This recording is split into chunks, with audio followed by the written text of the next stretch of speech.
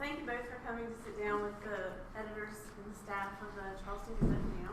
We're looking at Democratic candidates for auditor today. So first, we will introduce the staff members to you so you know who you're talking to, and then we'll come back to you. So I'm going to start down on the end here. Hi, I'm Brad McElhenney, co-editor of the Gazette-Mail. I'm Whitney Burdett. I'm an editorial writer for the Daily Mail and New Age. I'm Greg Moore. I'm the city editor for the Gazette-Mail.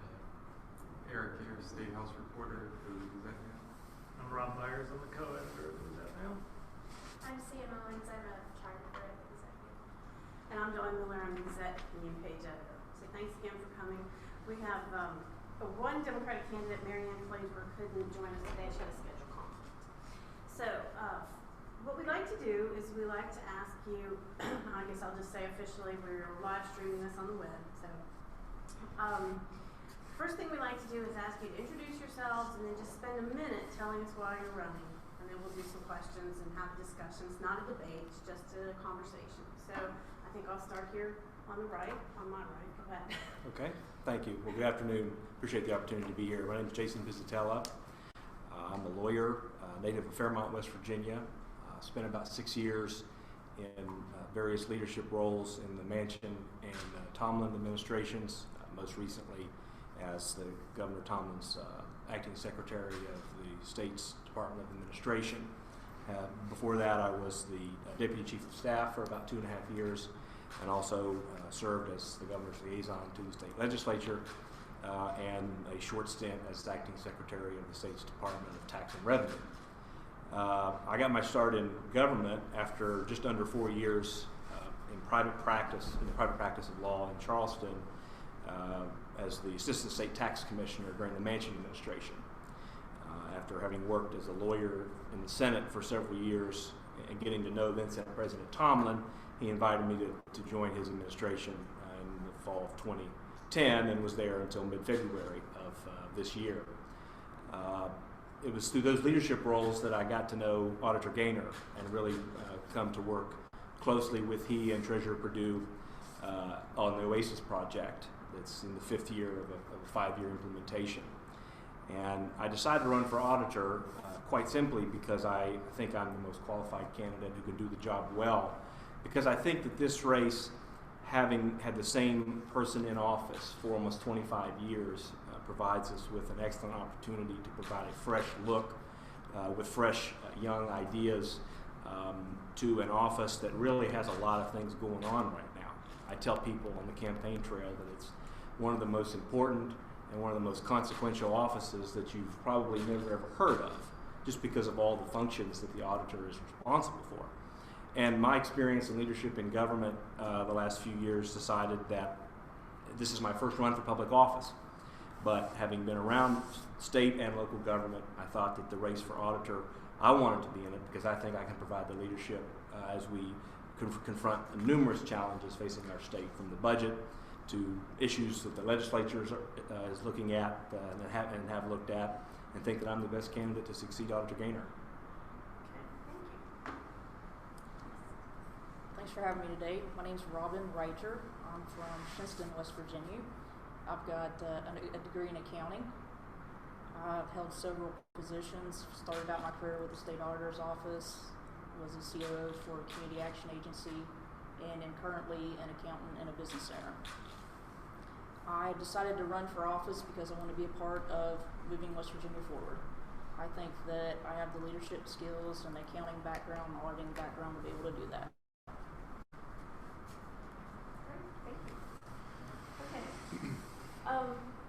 It used to be we struggled to find subjects on these offices that are very administrative, but the biggest thing in the news, I guess, in the auditor's office here in the last year or so has been the state's switch to bi-weekly pay.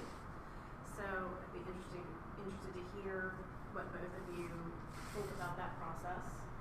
Who would like to start? You want to start, Robin? Sure. Okay. I think that was a move in the right direction. I think it puts us more in line with private industry. Although there were some problems as far as, getting everything rolled out, there are always problems when you're going to a new system.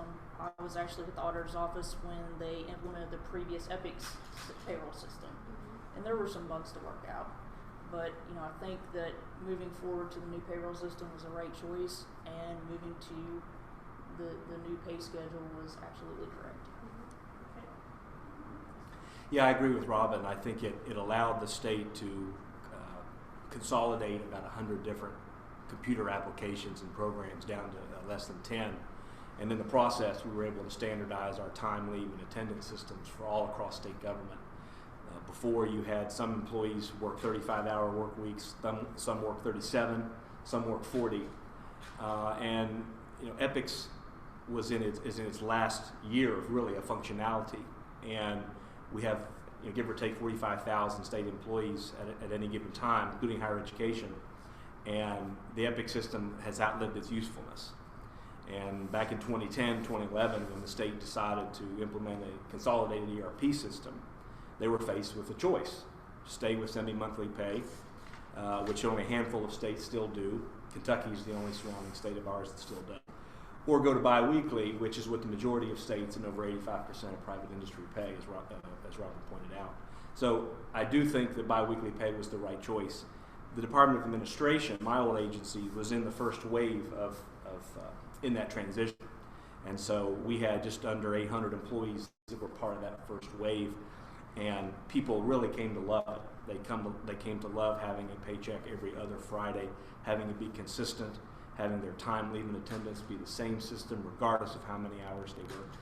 And they became confident after about the first 2 weeks of the system that they were being paid for every hour that they worked and every dime that they were owed. So, as Robin pointed out, anytime you consolidate a system like that, you're going to have bumps in the road, and there were some, but ultimately I think it was a positive move for the state.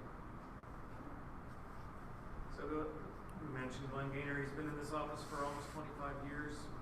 Does that present any unique challenges for a newcomer to come into an office that's been so entrenched like that, do you think? I think yes. So, Well, he has employees that have been there for a while. They're used to his management style, as well as the state agencies with which he deals. I mean, he's got a certain way that he handles all these agencies and the employees, and a new person coming in, needs to step in and fill those shoes and implement their own management style, probably implement his or her own changes, whatever those may be. And you're always going to have challenges when you bring in a new person, and especially when you've got a dedicated staff that knows how to do their job. The new person has to learn how to fit in and manage that staff. can you think of anything specifically? From a management standpoint, Anything or specifically that you would have to walk in and change? It might be different.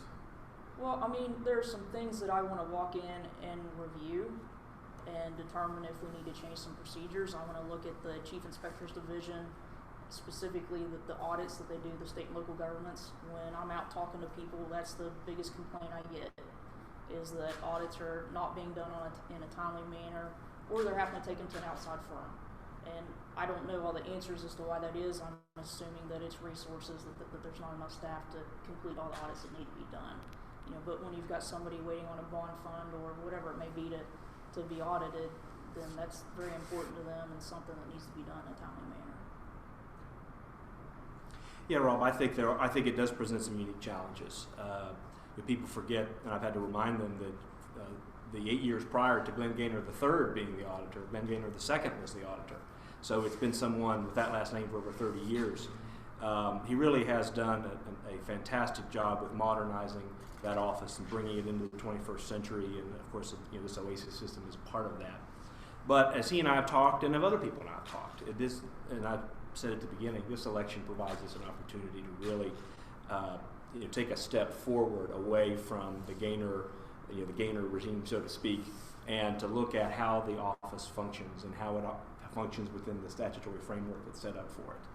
There's only one sentence in the entire state constitution that mentions the auditor's office. Everything else is scattered throughout the code. Robin made a good point about the Chief Inspector Division. The law requires the state auditor to conduct those audits, and it requires him or her to bill the agencies the true and actual cost. We're not out to make a profit, but that's one of the things that definitely needs examined. The other thing is to make sure that this OASIS payroll system, with a fresh set of eyes, is going to be here for the long term. It costs the state a lot of money, and we need to make sure that we got exactly what we paid for. And I think a new auditor, him or her, will be able to come in with a fresh set of eyes to say, okay, chief inspector, is it doing what it's supposed to be doing in the most cost-efficient manner? Did we get what we paid for on this OASIS system? And the other thing I think that's important with a fresh set of eyes for this office is our cybersecurity. We got to make sure that with all of the payments and all of the electronic information that's gone to and from the state and local governments, we have to make sure that it's the most secure in the world. And with the auditor and the treasurer being chiefly responsible for those functions, that would definitely be something that I would take a look at. What do you think is the biggest challenge that the auditor's office is facing right now? Staffing. For a couple of reasons. One is with the budget cuts that have occurred over the last few years, the auditor's office hasn't filled a lot of positions, anticipating that those cuts are going to take place and how the auditor's office is going to be able to manage those cuts. The other thing is to be able to hire people at competitive salaries. The auditor's office has a very dedicated staff of professionals. People forget that in addition to being in charge of the state's payroll, sometimes people forget that the auditor's office regulates all of the securities in the state, all the mutual funds. We regulate all of the state's non-entered lands. That is, the lands that aren't on the county record books, that counties aren't collecting taxes on, but yet, if they were, that they were able to get those back on the books. So we have the auditor's office has a dedicated staff that needs to be taken care of and paid competitively to make sure that we continue to carry out those functions that the legislature and that the state has set for us. The other big challenge that I think we face is a public perception challenge with things like OASIS. I suspect that the average West Virginian probably doesn't know much about OASIS unless they read the Charleston Gazette every day, or if they get a paycheck or a vendor payment from the state of West Virginia. And so when you say OASIS, really the only thing people think of is, okay, the state's pay system is changing. Well, it's much broader than that. It also is an integrated accounting system. And we just have to make sure that we're able to provide the resources necessary so that the state can really get what it's paid for and make this thing as robust as it can be. Because at the end of the day, this system is supposed to save us over $100 million over 10 years. And we've got to make sure, and if I'm elected, I'll make sure that occurs. I agree with everything Jason said. I think staffing is your biggest resource. And I think that's where we need to focus, make sure that we have a dedicated staff, they're paid salaries, because when I started out the auditor's office, I was there for 4 years and then moved on to a better paying job. So eventually what happens is you're training young employees and they're moving on to something else for a better salary. It would be nice to be able to train those employees and keep them for a longer period. And I agree with the previous question on the e-commerce. I think that's a big issue, and that we need to dedicate resources there if available to ensure the safety of all the payments. There's always somebody out there trying to break into your system, and we need to stay on top of that, whether it's sending people to the latest conferences to learn how to keep up with the IT issues or whatever it is. That's something we need to stay on top of. Could the two of you talk about the key card system? Auditor Gainers made a huge deal about how that saved the state money, but there's been a number of audits and there's, by the legislative auditor about abuses in the P card system. Is there anything that can be done to prevent that from happening in the future? Yeah, I actually was employed by the auditor who ran that purchasing card program for a couple of years and developed the original post-audit procedures and the purchasing procedures for that. I think that it's a very good program, and what it is a credit card that's just another means of payment. So instead of writing 10 checks for 10 different items, you're putting it on the credit card and writing one check at the end of the month. It is like any other credit card, so it's electronic, so it goes back to the e-commerce where you have to have somebody balance and look at those statements every month to ensure that no fraudulent transactions have been put on them. What people may not know about that program is that it's a felony to misuse that card. So when the auditors find something on that, when I was there, we would turn it over to the Commission on Special Investigations and then let them do the additional investigating. As far as misusing the card, I mean, that would be something that the post audit staff would need to run the transactions and find that when they go out and either do their audits in the office or physically go out and examine the documents. Yeah, Eric, I think that's a very important point, and as the Commission on Special Investigations and the state's legislative auditors has examined the last 4 or 5 years, as I understand it, a lot of the audit findings that were found recently were at the local government level and at the County Board of Education level. And while the auditor's office is responsible for providing training to those people in reconciling those cards and making sure their post-audit procedures are done as strictly as they possibly can, mistakes do happen, and that's why it's a responsibility of the auditor's office to catch those mistakes, either while it's happening or at the back end in the post-audit process. I do know that the purchasing cards have saved counties and the state millions of dollars in the form of rebates, in the form of incentive to use those cards, and you're always going to have one or two a bad apple, so to speak, that shouldn't cast a negative light on the entire program. But the auditor's office is responsible for making sure that everything's done lawfully, and if I'm elected, we'll certainly make that a priority.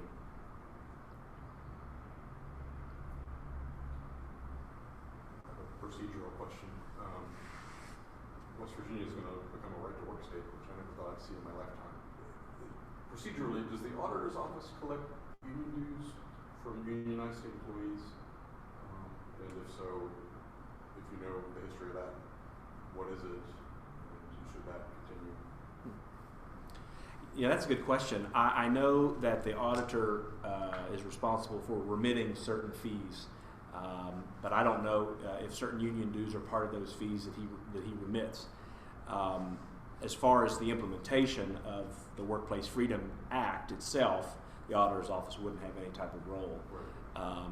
But as far as the public employee unions are concerned, and if I'm elected, the auditor's office will certainly do what's within the confines of the law, and whatever the law is at that time, we'll make sure that we follow it. Yeah, and I don't know either whether he withholds the union dues. If it's something that the payroll system can handle, which it could do that, I mean, we would certainly remit those dues to the appropriate individuals. Maybe it's a matter of efficiency. It's probably Right. the most efficient process to do it. Mm-hmm. I would think that it would be. Anything else down there? Okay, well, you guys kind of anticipated me on the cybersecurity question. I was going to ask about that, and so I don't know, maybe you covered it, but I was interested in specific things. I read that horrifying story in the paper about the hospital, some hospital in another state, how they were targeted, and I was wondering if you have any specific things in mind to make all the things that the state does online more secure. Whoever would like to go. Well, I'm not an IT person, so I mean, I can't get into specifics on that, but I think that we need to make sure that we have the right individuals in place that know what to do in those situations, and they can make sure that our systems aren't broken into. Yeah, the OASIS system, when it was implemented, we actually paid a little bit extra to have really the gold standard of encryption and security. The finance and accounting module in OASIS is called Advantage, and it's been live since July 1 of 2014.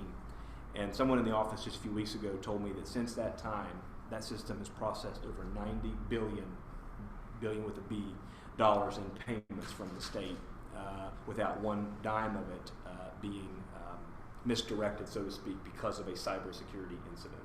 So while we can certainly pat ourselves on the back that that's occurred, we know that there are people trying to attack the state of West Virginia and its political subdivisions every single day, and so we have to remain vigilant. One of the things that we did when I was Secretary of Administration, of which the Office of Technology is a part, is we hired someone from actually a retired National Guard person to head our IT security division within the Office of Technology. The reason why that's significant is because they have the Guard participates with the Division of Homeland Security and Emergency Management in the West Virginia Fusion Center, which is here in the Columbia Gas Building in Kanawha City. And the reason why that's important is because prior to that time, there was never a representative from the Office of Technology that was part of that information sharing. We started that about a year ago. Now, since that time, the auditor's office and the ERP team has had someone there to make sure that all of the best data that we're getting from law enforcement about the attacks, both planned and contemplated, the chatter throughout the people that are over running the OASIS project, running our state system, have access to that information just as quickly as they possibly can. We got to make sure that continues. Jason, does the new system have safeguards that would prevent, I think it was like 3 or 4 years ago with the Kenyans, second off millions of dollars, or well, they were Kenyan somehow out of Minnesota. I'm sure you remember that episode. Does the new system have safeguards, to prevent that from happening? Yes, the short answer is yes, it certainly does. Nothing's ever 100%, but we're pretty confident in the security that system has to make sure that something like that hopefully never happens again. I was actually going to ask a follow-up about that too. So that $90 billion process without a hitch was after, or the time frame would be after that attack when the Kenyan, Ethiopian? It was 2009. Yeah. So we would post. Is that what you're That's saying? right. Since July 1 of 2014. Okay. Yeah, with the new system. Wow. That's a lot since 2014. Alrighty. What else on your mind? You mentioned kind of jokingly, maybe before the game, just trying to drum up interest in this race. And it is, it's maybe a background level race in people's minds. It's not the governor's office. But how do you, what kinds of events do you go to? What's the best way to try to make people realize that this is important, it's on the ballot? Seriously. I've been to almost every Meet the Candidate function that I've been invited to in the last month, and the one thing that I say to people when I'm there is, you have a checkbook to balance at home, right? And the state auditor, among a whole host of other functions, is the state's official bookkeeper, and it's his or her responsibility to make sure that the state's checkbook is balanced. And I tell people that it's that when the state is balancing its checkbook, and you can feel confident that that's happening, it makes it easier for the average West Virginians to balance their checkbook. Whether that's true or not is up, obviously is in the eye of the beholder. But my point that I make is simply this: not one dime of the state's money, or the state or the county or local government money, can be spent without the auditor's office saying it's okay. So if you want to ensure that continues, and that as our state's taxpayer dollars get more and more scarce, to make sure that it's doubly important that those dollars are spent exactly the way they should be, then you should care about the auditor's race. And as I've done making that statement, about 90% of the people in the room are at least nodding their head that they understand what I'm saying. Yeah, like Jason, I've been to the Meet the Candidates and just been out trying to talk to as many people as I can. And I think the big issue is people don't understand what the auditor's office does. I mean, they think that we're going to come audit them individually, and that scares them, so they run the other way. But, it's basically an educational issue. Once you tell them, well, the auditor processes the payments, ensures everything is done correctly, all the documentation's there, and then tell them about the other programs that the auditor oversees, they understand it's a bigger issue than what they originally thought. And then that drums up a little bit of interest. But again, it's an educational issue, and the people out there just don't know what the auditor does. It's been a very cordial discussion, but as we make endorsements and as the voters try to pick who they're going to mark on the ballot, what differentiates you the most? Is it a matter of background, or how should we differentiate you? I've heard I agree a few times today. Well, I mean, I think the issues are what they are, but yeah, I think it's background. He's an attorney and I'm an accountant. I think that's the biggest issue, and I think Jason has a little more governmental experience than I do, whereas I've got governmental, nonprofit, and private industry experience. Yeah, I mean, I think this race, ultimately comes down to leadership and experience. We're asking the voters of West Virginia not to elect an accountant or elect a lawyer. We're asking them to elect a leader. We're asking them to elect someone who can manage an office that has, at any given time, about 250 employees, has a budget at any one time of between 60 and 80 million. The Department of Administration had about 800 employees and a budget of about 600 million. So, I've managed a lot of projects throughout government, and when you combine that with my experience in the private sector as an attorney, but also as someone who has tried to help small businesses and tried to help small communities with their water projects and things like that in my experience in government, I think all of that combines together to make me an excellent choice to succeed Auditor Gaynor for those reasons. The Auditor Gaynor gave Jason his endorsement. Did that upset you or disappoint you in any way, or you feel like that's a problem? Well, I mean, he's entitled to his own opinion. And Jason has known him here recently more than I have, so he may have worked with him more in recent years than I have, and I'm sure he has his own reasons for doing that. How long has it been since you worked in the office? I left there in 2002, so it's been several years. How many years were you there? About 4 years. 4 years. Yes, sir.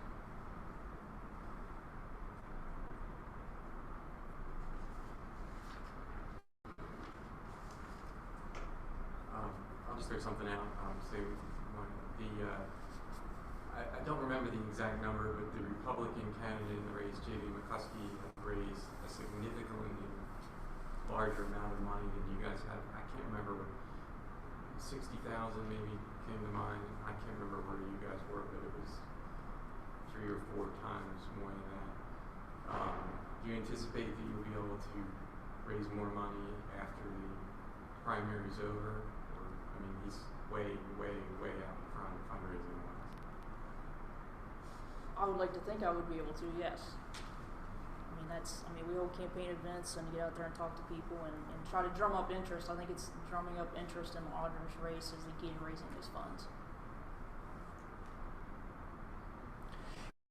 How much have you raised so far? You have about 2,000 or 3,000? Yeah, I'd say about 2,000. We had 20 on the report, and we've had probably double that that's come in since the report. So, the short answer to your question is yes. People forget that Delegate McCuskey announced in August of 2015. So he had about a 6-month head start on fundraising. Plus, he also had carryover from his campaign for the House of Delegates that he was able to carry over. So he didn't start at zero. I knew getting into this race that it was going to be a challenge simply to get to motivate people to care about who the next auditor is, and then to motivate people to then invest, whether it's in me or in Robin or someone else, for that campaign. So I certainly anticipate that leading up to the primary, I'm happy with where we are right now, and I anticipate that if I'm nominated, that the fundraising will improve and we'll be able to be very competitive with Mr. McCuskey. Switching gears a little bit, the auditor always talks about transparency, but the overhaul of the Vista part of the website, which allows you to look up various expenditures, like if I wanted to look up, Jason, your travel or something like that, they used to have a way that you could click on the amount of money and the date of the invoice and then see where you went. They didn't have a lot of detail. Now they've done away with any of that. You can't see or a construction project or a law firm. When you click on it, you can no longer see any of the background or supporting documentation. So that's something, and they keep saying, we've issued complaints about it in the media, and they keep saying we're going to fix that, but it's been a year and a half, and they say it's because of the ERP OASIS change. They haven't figured a way to do that yet. But our system is one that's become less transparent. Any thoughts on that? Well, you're absolutely right, Eric, and it's something that I've discussed with Auditor Gaynor and his staff. In addition to Vista being not as functional as it used to be, we're still waiting for transparencywv.org, which was rolled out with considerable fanfare 4 or 5 years ago, to be integrated into OASIS. That is something that the auditor staff tells me is going to happen this summer. It's certainly going to be a priority of mine to make sure that not only are you able to get the same information you could get out of Vista before, but you get more. That's one of the things that CGI has explained to the state of West Virginia in this implementation, is that you will be able to have access to more data than you ever had before. Well, getting that data out of the system and put on a website securely to where all of us can go and just click and look on it or look at it, that's something that's proved a little bit more difficult.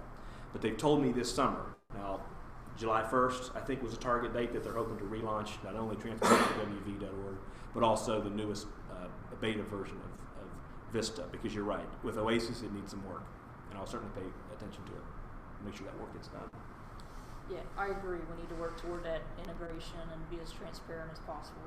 It would be great for you to get on that system and look up any piece of data that you'd like to see. I just wanted to add one other thing. There's also a new travel module that's supposed to go live July 1st that's independent of everything else, but it's supposed to be to where before you would have to submit, a state employee would have to submit all of his or her travel on a paper form and have it scanned in. The new system, you log into Oasis, and it's supposed to populate this system in Vista so that it's easily accessible. So I anticipate that they're going to try to bring the two things together right around the same time. So you'll know exactly what I paid for that hamburger in Elkview or wherever. We never got to that detail. Oh, okay. But they at least had, it would say, you know, where the trip was, and then if you wanted more detail, you could ask for even more documentation. But now it'll just say Jason Pizzatel, $550. That's it. It doesn't say if it was for mileage or a trip or what was the trip, reimbursement for supplies or whatever. You can get that information, but there's another step where you have to make a request to Justin Southern, and he gets it for us. He's very good about that, but it used to be a lot easier on the old way. So and they say, like you said, they're trying to fix that. Anything else down there? No? Alright. Well, thank you all very much. We really appreciate you coming, and it's been a good time. Thank you for having us. Thank you very much.